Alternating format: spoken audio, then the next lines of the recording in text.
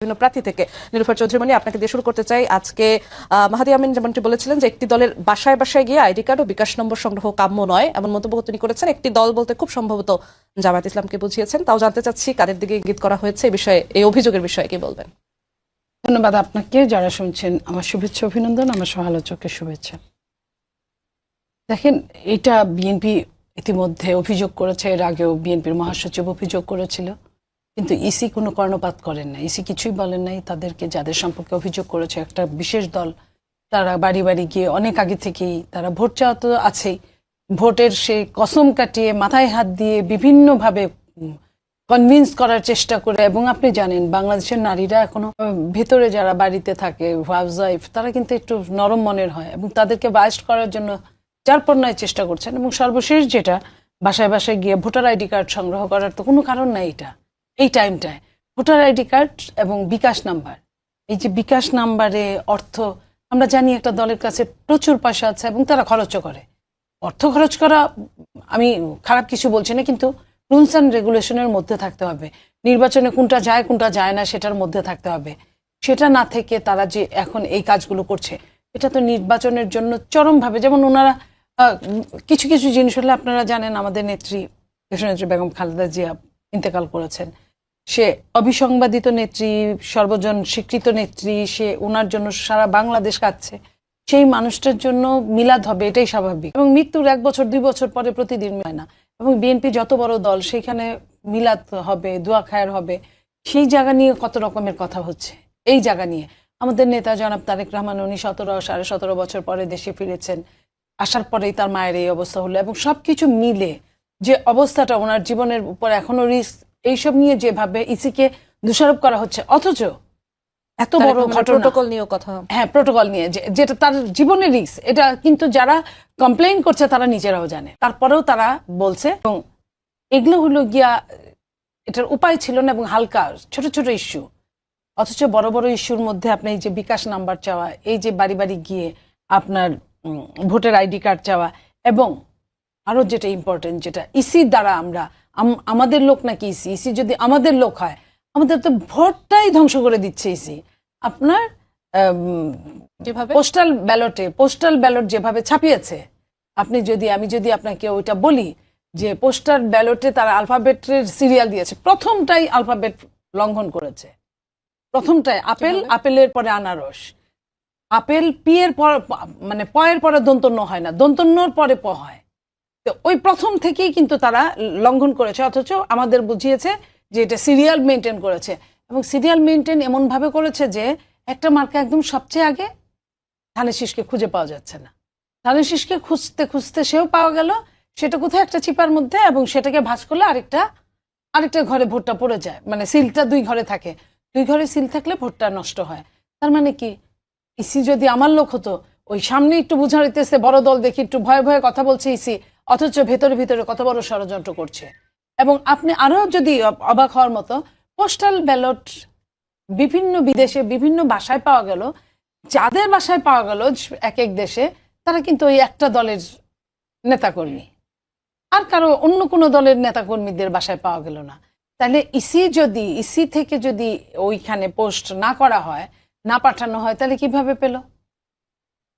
আপনার মনে পড়ে ঢাকা বিশ্ববিদ্যালয়ের ডাকসু নির্বাচনে এরকম 80,000 ব্যালট নীলক্ষেতে পাওয়া গেছে।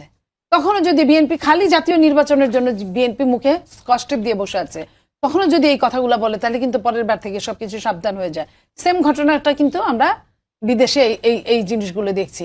তাহলে আপনি এটার পরে আপনি কি করে বলেন যে ইসি যারা বলছে যে ইসি বিএনপির হয়ে কাজ করছে, ইসি বিএনপির হয়ে কাজ করলে বিএনপির মরণঘাতী জায়গায় বিএনপিকে নিয়ে যায়, যেখানে 15 লক্ষ ভোটের ব্যাপার, 15 লক্ষ ভোটের যদি এই অবস্থা হয় যে একটার মধ্যে সিল মারলে আরেকটাই চলে যাবে, তাহলে তো বিএনপির সব ভোটগুলাই নষ্ট, যারা বিএনপিকে ভোট দিবে। আবার ধরেন আপনার রক্ষক যখন ভক্ষক হয়ে যায়, এমন ভক্ষকের কাছে রক্ষক বানানো হয়েছে যে সে নিজে প্রার্থী, সে নিজে আলাদা দল করে, তার বাড়িতে ভোটের সমারোহ।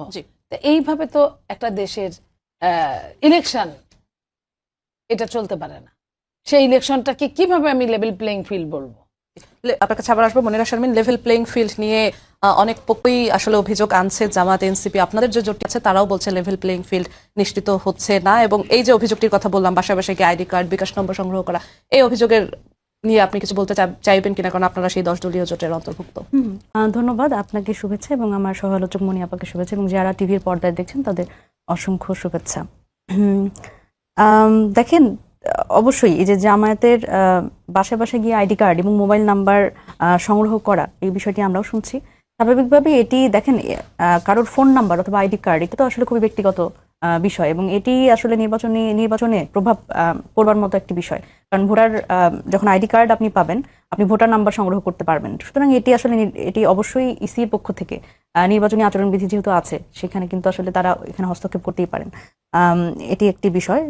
এই বিষয়ে আসলে সাপোর্ট দেবার মতো আমি কিছু দেখি না, কারণ এটি ব্যক্তিগত জায়গা হিসেবে এই প্রচারণার দায় আপনারা নেবেন না। না? Of course not. এটা এনসিপি যদি করতো সেটার দায় হয়তো আমি নিতে পারতাম, কিন্তু জামাতের এই ধরনের বিষয়ে যদি তারা করে থাকে তাহলে অবশ্যই সেটি আসলে ঠিক না।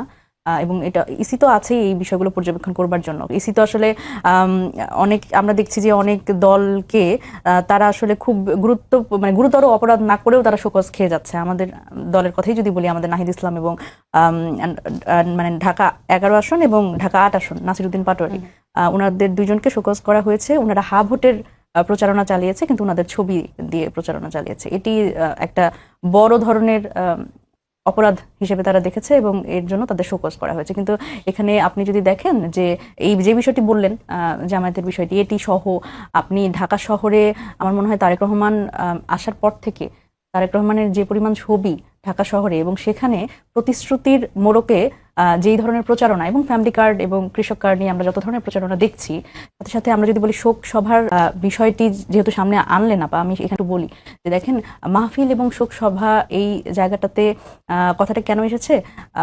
বেগম খালেদা জিয়া উনি কিন্তু সর্বজন, উনি কিন্তু কোনো একক দলের নেই এখন আসলে। উনি, আমরা যখন বলি, যখন 5 আগস্ট পরবর্তী সময় আমাদের কিন্তু আমরা প্রথমে বলেছি যে বেগম খালেদা জিয়াকে মুক্ত করতে হবে।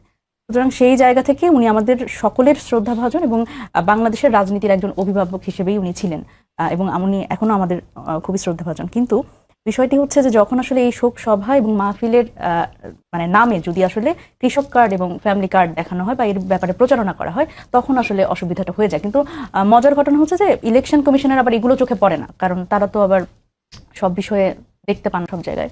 এটা আসলে তারা কোনটা দেখতে পান এবং কোনটা দেখতে, এটি নিশ্চয়ই তাদের এক ধরনের এজেন্ডা আছে তাদের ভেতরে। আরেকটা ব্যাপার দেখেন, আমার একটু সার্বিক বিষয়ে আসছি, আপা যেহেতু বলছিলেন, এই পোস্টাল ব্যালটের বিষয়টিতে বারবার করে সামনে এনে এক ধরনের বিভ্রান্ত তৈরি করা হয়। আমরা জানি যে আরবি হরফ, সেটা বাম থেকে ডান দিকে লেখার একটা রেওয়াজ আছে। এখন আমি যদি বলি বাংলা বর্ণমালা বাম থেকে ডান দিকে লেখা যায়, এখন উপর নিচে আসলে লেখা যায় না, এরকম কোনো ফতোয়া বা এরকম কোনো বিধি আমি আসলে কোথাও পড়ি নাই। হয়তো থাকতে পারে, হয়তো আমার চোখে পড়ে নাই।